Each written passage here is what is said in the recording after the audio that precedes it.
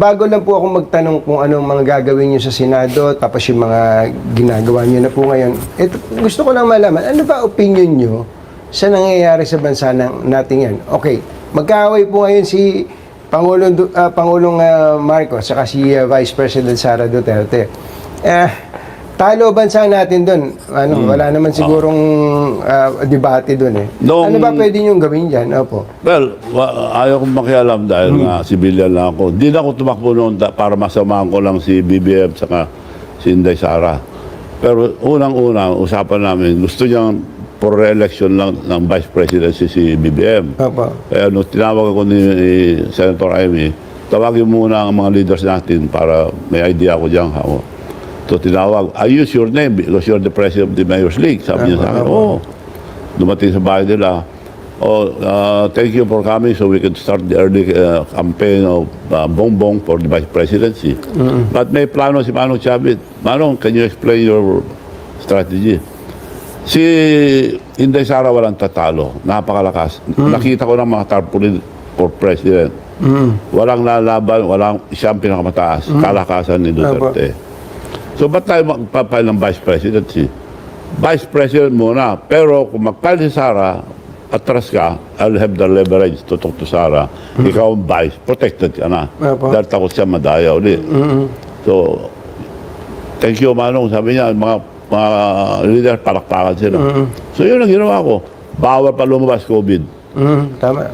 So, nakiusap ako na konting meeting lang. Pwede kung konti. Ginawa ko regional meeting na puro mayors. All region. Hindi ko makalimutan sinabi ni BBM na Manong, salamat, ikaw ang presidente ng Mayor's League. Nung tumakbo ako nung malaman na ako isang mayor, sabi niya. So, puro mayors ang minit niya. Kaya naging popular na. Nung nakarata na si President Digong, pinagpan niya sa Sara, nag-away na sila. So, the rest is history. Hindi ko nang kwentuhin yun. Pero sayang, ang pagsama ko sa kanilang dalawa, ako nagpabit sa kanila, sama sila, pagsasama, pagkakaisa, babaon tayong magsasama tayo, naghiwalay na eh. So, yan malungkot. Pero ulitin ko lang yung pagkaintindi ko. Sa tingin nyo, kung tumakbong presidente si Sara, kanya yan? Oo, nung araw, walang tatalo. Walang tatalo. Dahil committed kami lahat eh. Opo. So tama ba yung sinabi niya na the president was mine already? Yes. Sinabi niya yun eh? Opo. Tama yun. Tama po yan. Tama yun. Opo. So yung pong nangyari, tumakbo nga si BBM na presidente. Tinuloy-tuloy na lang. Tinuloy-tuloy na lang po. Ano po ba talaga ang plano?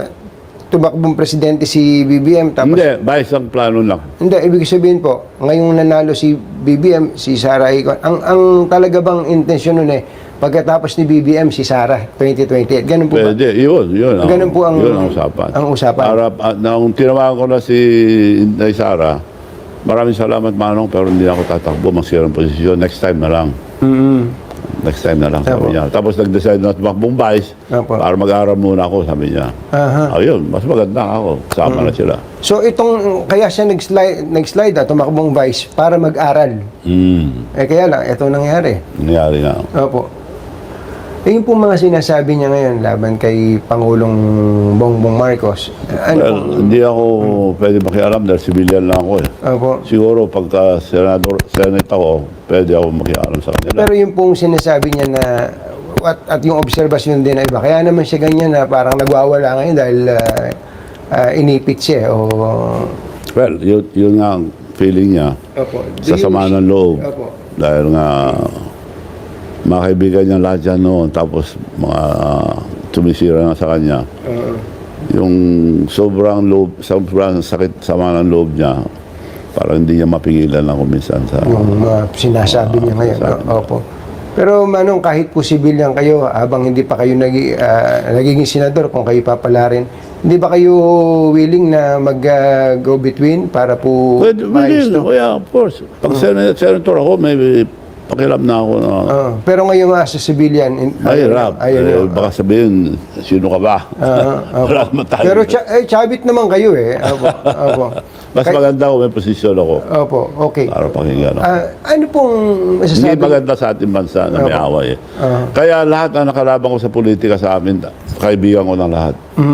So, gumanda ang aming probinsya. Yun ang key, no? Kailangan pag matatag, Yes. walang away, Yes, yes. ang makikinabang ang bayan. Opo. Bayan makikinabang. Opo. Kung puro away, walang mangyayari sa ating bansa. Walang gusto mag-invest. Opo. Pero sa ngayon po ba, kung gagraduhan nyo si Pangulong Bongbong Marcos sa kanyang pagtatrabaho bilang Pangulo, 1 to 10, pinakamataas, ano ang gagrado nyo sa kanya? Narinarap na ako pagsalita sa silang dalawa dahil ayaw ko lang makialam. Pero sa yung pong yung nakikita nyo, As far as President Marcos and Sara, no comment ako. but as far as President Marcos alone, ano pong masasabi nyo sa kanyang pamumuno? Wala akong masabi dyan. Wala po.